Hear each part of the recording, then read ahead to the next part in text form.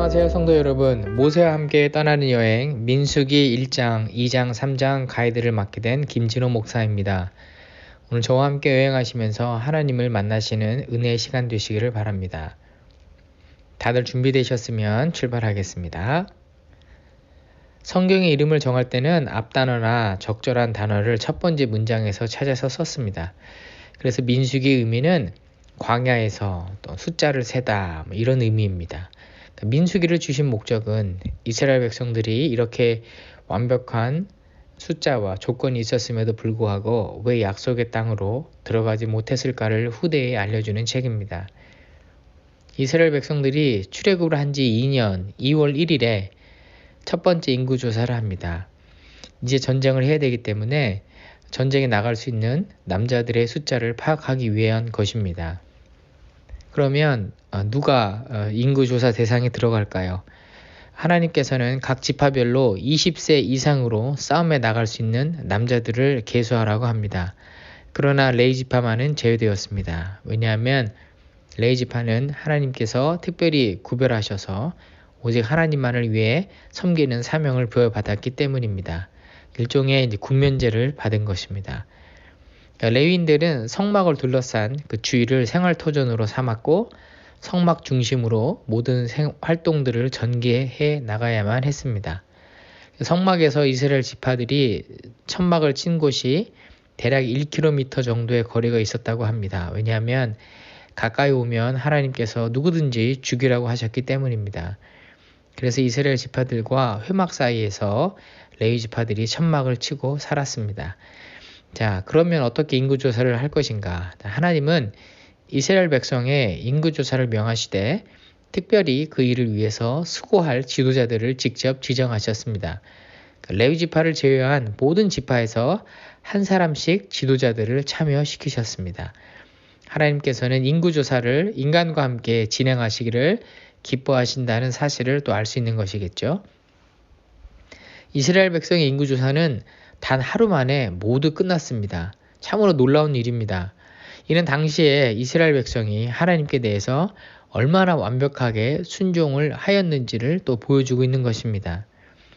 자, 인구조사의 결과가 어떻게 되었을까요? 야곱이 애굽에 내려간 지 430년 만에, 그러니까 4대에서 5대 만에 야곱의 12아들에게서 뻗어나간 인구 숫자가 레위 지파를 빼고 그 총계가 총 60만 3,550명이었습니다. 그러니까 여자와 아이들까지 합치면 200만 명이었다고 추정을 합니다. 그러니까 한국으로 보면 대구 전체 인구 숫자 정도였다고 하네요. 그러니까 얼마나 큰 숫자였는지 알 수 있을 것입니다. 이러한 인구 증가의 결과는 자연적인 인구 증가로서는 이해하기가 어려운 숫자입니다. 왜냐하면 당시에 백신도 없었고 병원도 넉넉지 않았기 때문에 잘 번영할 수 있는 그런 환경이 아니었거든요. 이것은 하나님께서 이스라엘 백성들을 얼마나 적극적으로 후원해 오셨는가를 보여주는 사건입니다. 오늘날 하늘나라를 향해 전진해가는 우리 성도들은 나그네요 또 행인들입니다.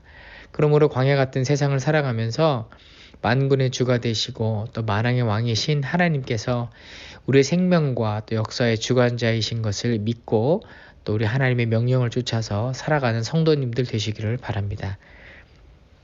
성막을 중심으로 이스라엘의 각 지파별 진 배치 상황은 이제 2장에 기록되어 있습니다. 그래서 2장은 조직에 대해서 설명을 해주고 있습니다.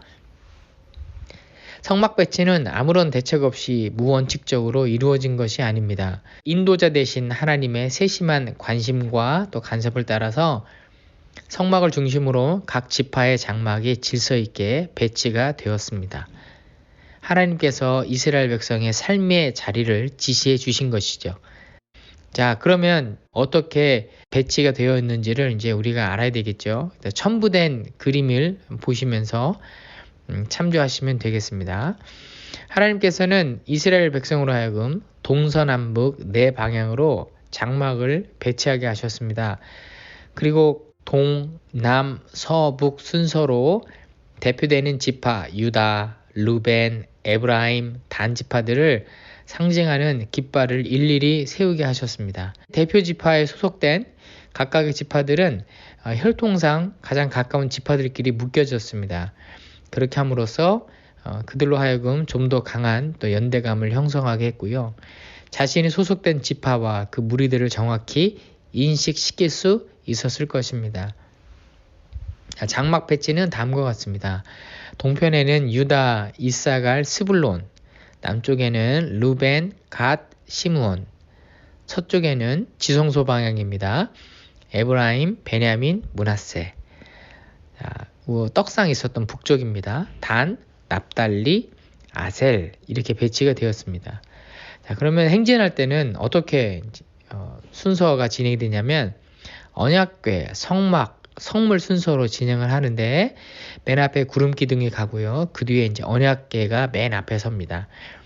언약궤를 지키는 세 지파가 유다, 이사갈, 스불론이 행진의 선두에 서서 백성을 이끌어 갔습니다. 자, 그게 동쪽에 있었던 지파들이고요.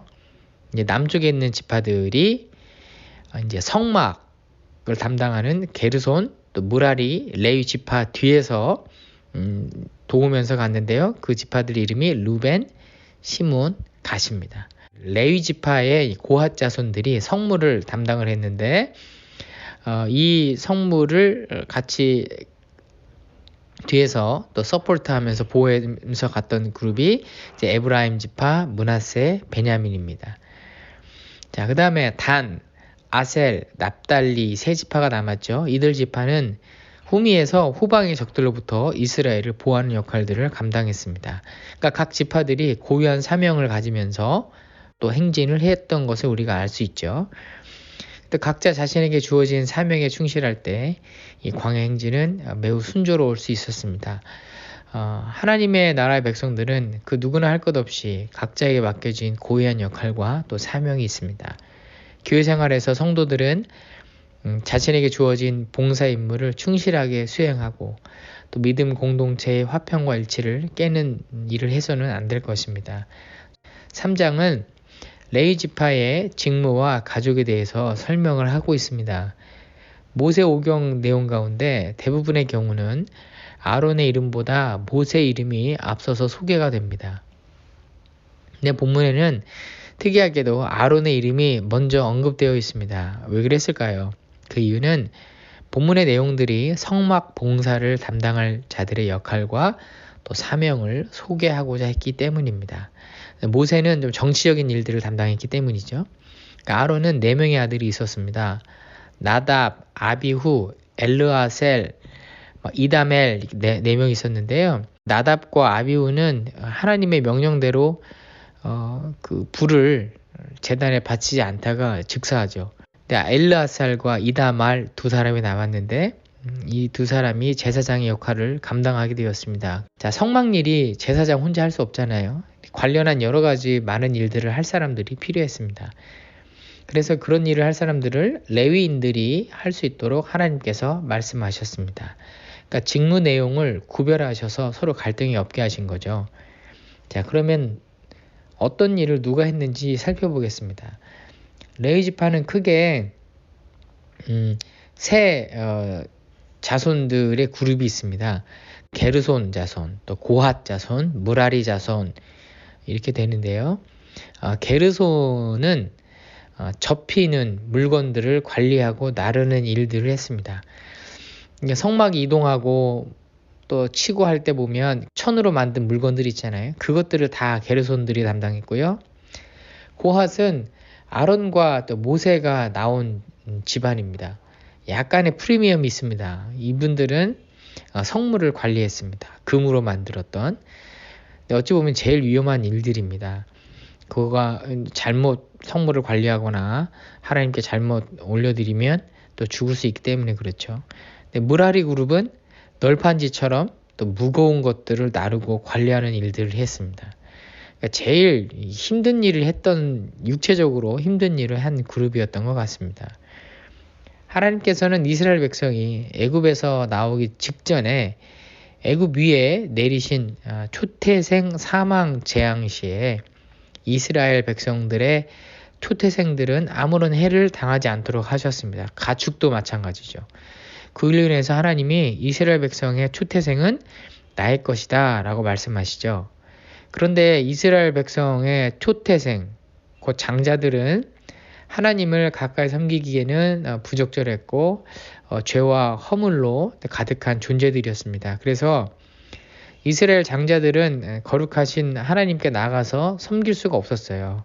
이러한 이스라엘 백성의 한계 때문에 하나님은 당신이 친히 레위인들을 택하셨고 그들을 정결케 하셨고 이스라엘 백성들의 장자를 대신해서 하나님께 봉사할 수 있도록 구별하셨습니다.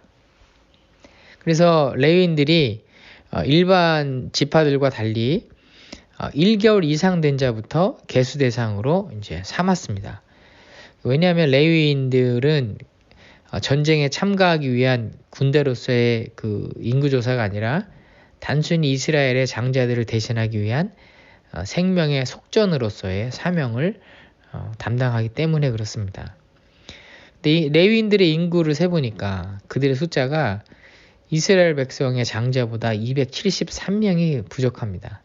자, 그러면 어떻게 해야 될까요? 속전을 다 인구대로 받아야 되는데 부족하니까. 그래서 생명을 대신할 속전, 영어로 하면 랜섬으로 하나님께서 각 지파에게서 여자, 남자, 어린아이 다 따져서 이제 받으시죠. 그러니까 레위인들은 하나님의 것으로 구별돼서 성막과 관계된 일을 담당하게 되었습니다. 그런데 이 사실은 레위인만이 아니라 오늘날 예수 그리스도의 대속으로 제사장이 된 성도들에게 동일하게 부여된 사명입니다. 세상에서 살아가는 성도들은 모두 하나님의 복음을 전하고 하나님의 나라를 건설해야 하는 사명을 부여받았습니다. 이 땅에서 하는 직업이나 일들은 모두 사명을 감당하기 위한 도구이며 방법입니다. 그럼 우리가 이 땅에서 최선을 다해서 맡겨진 일에 감당하면서 살아가는 성도들이 되어야 될 줄로 압니다. 이것이 우리의 영성이겠죠. 자, 오늘 저와 함께한 여행 어떠셨습니까? 계속해서 또 말씀을 읽으시고 또 하나님 주시는 은혜를 충만히 경험하시는 또 하루 되시기를 바랍니다. 감사합니다.